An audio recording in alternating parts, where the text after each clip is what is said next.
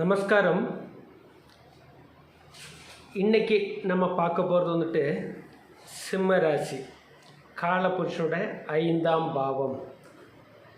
இந்த காலபுருஷனோட 5ஆம் பாவம் அப்படின்னு நம்ம சொல்லும்போது நம்மளை அட்ராக்ட் பண்ணக்கூடிய எல்லா விஷயங்களுமே இந்த 5ஆம் பாவத்தில் தான் இருக்கும்.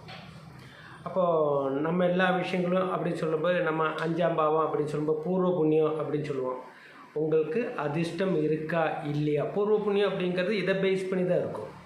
உங்களுக்கு நீங்கள் மனசில் நினைக்கக்கூடிய விஷயங்கள், அட்ராக்ட் ஆகக்கூடிய விஷயங்கள், இல்லை நினைத்த விஷயங்கள் கைகூடக்கூடிய விஷயங்கள், இதெல்லாமே 5ஆம் பாவமான சிம்ம ராசிக்கு தான் பொருந்தும். காலபுருஷனுடைய 5ஆம் பாவம் அப்படின்னு சொல்லும்போது சிம்மம். உங்களுடைய ஆசைகள், உங்களோட அபிலாஷங்கள் நிறைவேற்றக்கூடிய இடங்கள் அப்படின்னு சொல்லுவோம் 11ஆம் பாவம். அப்போ 5ஆம் பாவத்திலேருந்து நேராக 11ஆம் பாவம் கனெக்டிவிட்டி இருக்கும். அப்போது 5ஆம் பாவம் தான் 11ஆம் பாவத்தை வலுப்படுத்தக்கூடிய ஒரு இடமாக இருக்கலாம். அப்போ 5ஆம் பாவம் அப்படிங்கிறது உங்களுடைய அதிர்ஷ்டம், உங்களோட லக்கு. சில நேரங்களில் உங்களோட லைஃப்பில் ஒரு உயர்வு வேணும். அது தொழில் ரீதியாக இருக்கலாம், இல்லை மனோ ரீதியாக இருக்கலாம், இல்லை பண ரீதியாக இருக்கலாம், இல்லை நம்மளுடைய சமுதாயத்தில் இருக்கிற ஒரு வேல்யூ, ஒரு மதிப்பு, ஒரு நன்மதிப்பு அப்படிங்கிறதுல நம்ம சொல்லலாம். இது எல்லாமே 5ஆம் பாவத்தை பொறுத்து தான் இருக்கும். அப்போது உங்களோட பார்வைகள் எதை பேஸ் பண்ணி இருக்குது அப்படிங்கிறது நம்ம பார்க்கணும். 5ஆம் பாவம் ஏதாச்சும் அசுபர்கள் அப்படின்னு சொல்லும்போது இயற்கை அசுபர்களை இந்த இடத்துல முதன்மையாக நீங்கள் எடுத்துக்கலாம். இயற்கை அசுபர்கள் அப்படின்னு சொல்லும்போது இந்த இடத்துல சனியாக இருக்கட்டும், ராகு கேதுவாக இருக்கட்டும், ஈவன் செவ்வாயும் இந்த இடத்துல ஒரு பிடிவாதத்தை, அடமெண்டான ஒரு குணத்தை கொடுக்கும் அப்படிங்கிறது தான். இப்போது உங்களோட தொழில் ரீதியாக ஒரு ப்ரொமோஷன் வரணும் அப்படின்னு சொல்லும்போது கண்டிப்பாக இந்த 5ஆம் பாவம் அப்படிங்கிறது தான் உங்களுடைய லைஃப்பில் தொழில் ரீதியாக ஒரு உயர்வு அப்படிங்கிறது. ப்ரொமோஷன், உங்களை ப்ரொமோட் பண்ணக்கூடிய ஒரு இடத்துலேருந்து இன்னொரு இடத்துக்கு உயர்வு அப்படிங்கிறது தான். இது திரிகோணஸ்தானத்துக்கும் முதன்மையான ஒரு இடம் அப்படின்னு சொல்லும்போது, திரிகோணம் நம்ம கேந்திரங்கள் அப்படின்னு சொல்லும்போது ரொம்ப முக்கியமான ஒரு இடம் அப்படின்னு சொல்லும்போது முதல் பில்லர் அப்படின்னு கூட சொல்லிக்கலாம். 4ஆம் லக்னம், 4ஆம் பாவம், 5ஆம் பாவம் அப்படின்னு சொல்லும்போது ஒரு சிலவங்களுக்கு எதிர்பார்க்காம ஒரு அதிர்ஷ்டத்தை கிடைக்கும் அப்படின்னாலும் இந்த 5ஆம் பாவம் தான். அப்போ நம்ம எந்த அளவுக்கு வேல்யூ இருக்குது அப்படிங்கிறது தெரிஞ்சுக்கணும். வேல்யூ அப்படிங்கிறது பண ரீதியாக மட்டும் இல்லை, உங்களுக்கே ஒரு நன்மதிப்பு, நீங்கள் இருக்கக்கூடிய இடத்துல வேலை செய்கிற இடமாக இருக்கலாம், இல்லை உங்களுடைய சமுதாயத்திலேயாக இருக்கலாம், இல்லை நீங்கள் போகக்கூடிய இடத்துல எல்லாம் ஒரு செல்வாக்கு, ஒரு புகழ் அப்படிங்கிறதும் இந்த சிம்மத்தோட தொடர்பு தான் அப்படிங்கிறது தெரிஞ்சுக்கோங்க. இதில் உங்களோட காதல், ஒரு சிலங்களுக்கு காதல் கைகூடுமா அப்படின்னு சொல்கிறதும் இந்த சிம்ம ராசியோட தொடர்பு தான். சப்போஸ் ஏதாச்சும் அசுப கிரகங்களோட சேர்க்கை இருக்குது அப்படின்னா கட்டாயமாக அதில் நம்ம எதிர்பார்த்த மாதிரி வெற்றி கிடைக்காது, இல்லை கசப்பாக இருக்கலாம், இல்லை நமக்கு ஒரு ஏமாற்றங்களாக இருக்கலாம். சப்போஸ் இதே இடத்துல செவ்வாய் இருக்குன்னா பிடிவாதமாக நின்றுட்டு ஜெயிக்கக்கூடிய ஒரு விஷயம். அப்போ பிடிவாதமாக நிற்கும்போது நம்மளோட உறவு முறைகள் நமக்கு கொஞ்சம் மிஸ் ஆகும், இல்லை அந்த கனெக்டிவிட்டி மிஸ் ஆகும் அப்படிங்கிறது தான். இதே இடத்துல சனியோட தொடர்பு இருக்குது அப்படின்னா தொழில் அப்படிங்கிறது ரொம்ப பிடிச்சு அந்த தொழிலுக்காக ரொம்ப செலவிடக்கூடிய விஷயங்கள். ஆனால் அந்த வேலையில் நமக்கு ஒரு நம்ம எதிர்பார்த்த வெற்றி கிடைக்குமா அப்படின்ட்டு இமீடியட்டாக கிடைக்காது. சனி அப்படின்னா தாமதமான வெற்றி அப்படி தான் எடுத்துக்கணும். இந்த சனி கூட ஏதாச்சும் ஒரு அசுப கிரகங்கள் இருக்குது அப்படின்னா வெற்றி இன்னும் தடுமாற்றமாக இருக்கும், தாமதமாக இருக்கும் அப்படிங்கிறது தான். அதுக்கடையில் உங்களுக்கு நிறைய சங்கட்டங்களாக உருவாகும் அப்படிங்கிறது தான். 5ஆம் பாவத்தில் கேது இருந்தாலுமே நமக்கு தாமதம், தடைகள் அப்படிங்கிறது தான். இன்ட்யூஷன் பவர் இருக்கலாம். இப்போ ஒரு சிலவங்களுக்கு இந்த ஸ்பெக்குலேஷன் இருக்கும். சப்போஸ் ஏதாவது ஒரு விஷயத்தில் நமக்கு பணம் கிடைக்குமா அப்படிங்கிறதா கூட இருக்கலாம்.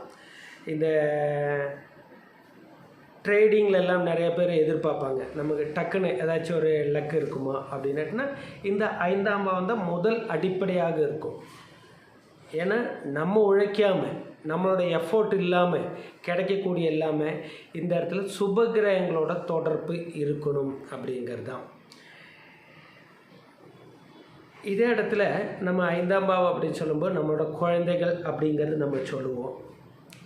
குழந்தைகள் அப்படிங்கிறது மிகப்பெரிய ஒரு செல்வமாக இருக்கும். 5ஆம் பாவத்தில் அசுப கிரகங்கள் இருக்குது அப்படின்னாச்சுன்னா குழந்தைகளுக்காக குழந்தைகள் மூலமாக குழந்தைகளுக்காக நமக்கு ஒரு தவிப்பு இருந்துகிட்டே இருக்கும். அதுக்காக ஏங்கக்கூடிய விஷயங்களாக இருக்கலாம். அதுவும் அந்த கிரகங்களுடைய எந்த 5ஆம் பாவத்தில் எந்த கிரகம் இருக்குதோ, உங்களோட சிம்மராசியில் எந்த கிரகம் இருக்குதோ அதை பொறுத்த அளவுக்கு உங்களுடைய அந்த குழந்தை செல்வத்தோட வேல்யூ கூட குறைவாக இருக்கும். அசுப கிரகங்கள் இருக்குன்னா குழந்தைகளுக்காக ஜாதகர் ரொம்ப துன்பப்படணும், குழந்தைகளால் துன்பப்படும் அப்படிங்கிறது தான் அந்த இடத்துல நம்ம அப்பட்டமாக இருக்கும். சிம்மம் அப்படிங்கிறது வெளிப்படையாக ஒரு வேல்யூ அப்படிங்கிறது நம்ம சொல்கிறோம். ஒரு பொருளுக்கான ஒரு நன்மதிப்பு அப்படிங்கிறது அந்த பார்ப்போம் இல்லைங்களா, கண்ணில் பார்க்கும்போதே ஒரு அசட்டுக்கான ஒரு ரெஸ்பெக்ட் இருக்குல்ல, அது இந்த சிம்ம ராசியில் தான் கிடைக்கும். சரி, இது சுப கிரகங்கள் மேபி குருவோட பார்வை, குரு இருக்கிறது ரொம்ப சிறப்பில்லை, குருவோட பார்வை தான் ரொம்ப நல்லாயிருக்கும். சுக்கிரன் இருப்பதை விட சுக்கிரனோட பார்வை, சுக்கிரன் இருக்கிறனால ஒன்றும் தவறு ஒன்றும் இல்லை. ஆனால் இருந்தாலும் எந்த கிரகத்தோட பார்வை தான் நமக்கு நல்லா இருக்கும் அப்படிங்கிறது தெரிஞ்சுக்கணும். அதே நேரத்தில் ஒரு 5ஆம் பாவத்தோட சூரியன் நீச்சம் பெற்றாலே ஜாதகருக்கு அரசு உத்தியோகங்கிறது கிடைக்கிறது கடினமாக இருக்கும், கிடைக்காது அப்படின்னு சொல்ல முடியாது. ஆனால் அதில் அவங்க உயர்ந்த, இப்போ ஒரு சிலவங்க அரசு பதவியில் இருப்பாங்க, ஆனால் அந்த ப்ரொமோஷன், அந்த ரெஸ்பெக்டு, அந்த உயர் பொசிஷனில் போவாங்கல்ல, அந்த அதிகாரமிக்கமான இடங்கள் அப்படின்னு சொல்லும்போது இந்த இடத்துல கடுமையாக பாதிச்சு இருக்கும். சூரியனும் நல்லா இருக்கணும். 11ஆம் பாவம் அப்படிங்கிறது 5ஆம் பாவத்தோட தராசு, ரெண்டு வேல்யூ எப்படி இருக்குது அப்படிங்க தெரிஞ்சுக்கணும்னா கண்டிப்பாக இந்த 5ஆம் பாவத்தோட தொடர்பும் 11ஆம் பாவம் தராசு நல்லா இருக்கணும் அப்படிங்கிறது தான். தராசில் நல்லா வெயிட்டாக சப்போர்ட்டிவாக இருக்குன்னா 11ஆம் பாவம் ரொம்ப சப்போர்ட்டிவாக இருக்கும்போது தான் உங்களுக்கு முழு அளவுக்கு நீங்கள் எதிர்பார்க்கக்கூடிய ஒரு லாபம் கிடைக்கும் அப்படிங்கிறது தான். இது 5ஆம் பாவம் அப்படிங்கிறது நம்மளுடைய அறிவாற்றல், க்ரியேட்டிவிட்டி, கலை சார்ந்த விஷயங்கள், மனசுக்கு பிடித்த நபர்களாக இருக்கலாம், மனசுக்கு பிடித்த விஷயங்கள் எதுவாக இருக்கலாம். ஈவன் தான் நம்ம மனசுக்கு பிடிச்ச மாதிரி ஒரு உணவு சாப்பிடணும் அப்படின்னாலும் இந்த 5ஆம் பாவத்தோட தொடர்பு தான். சிம்மத்தில் கிரகங்கள் ஏதாச்சும் பலவீனமாக இருக்குது அப்படின்னா நிரந்தரமாக இடையில கிடைக்கும். நம்ம என்றைக்கே ஒரு நாள் கோச்சார ரீதியாக ஏதாவது கிரகங்கள் நல்லா இருக்குன்னா கண்டிப்பாக கிடைக்கும். சந்திரனை பொறுத்தலாக்கலாம். சப்போஸ் சிம்மம் கெட்டு போயிடுச்சுன்னா தொடர்ந்து அடிக்கடி அந்த ஜாதகருக்கு ஒரு உயர் வகையான உணவுகள் கிடைக்காது அப்படின்னு எடுத்துக்கலாம். சாப்பிட்டா ஜீரணமாகலை அப்படின்னு சொல்லலாம். சில நேரத்தில் அவங்க விரும்பிய விஷயங்கள், அது நம்ம எதுவாக வேணாலும் இருக்கலாம், பணமாக இருக்கலாம், பொருளாக இருக்கலாம், பொண்ணாக இருக்கலாம், மரமாக இருக்கலாம், செடியாக இருக்கலாம், கோயிலாக இருக்கலாம், குலதெய்வமாக இருக்கலாம், மந்திர சாதனைகள் சித்திகள் எதுவாக வேணாலும் இருக்கலாம். சப்போஸ் அந்த க்ரியேட்டிவிட்டி, இவங்களோட ஸ்கில் டெவலப்மெண்ட்டு, இதுக்கு கூட அந்த அங்கீகாரத்தம் கிடைக்கல அப்படிங்கிறதுல இந்த கனெக்டிவிட்டி தான் இருக்கும்.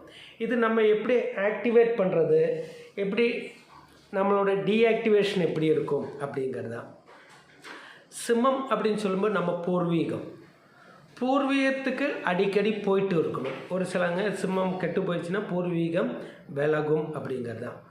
பூர்வீகத்துக்கு அப்போ நம்ம முன்னோர்கள் வழிபாடாக இருக்கட்டும், பூர்வீகத்தோடைய ஈர்ப்பு நம்ம கூட இருந்துகிட்டு இருக்கணும்.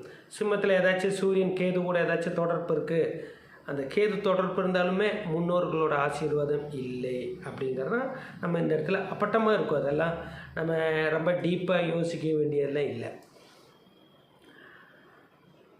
நம்ம பூர்வீக வழிபாடு, முன்னோர்கள் வழிபாடு, நம்ம பூர்வீகம் போயிட்டு வர்றது.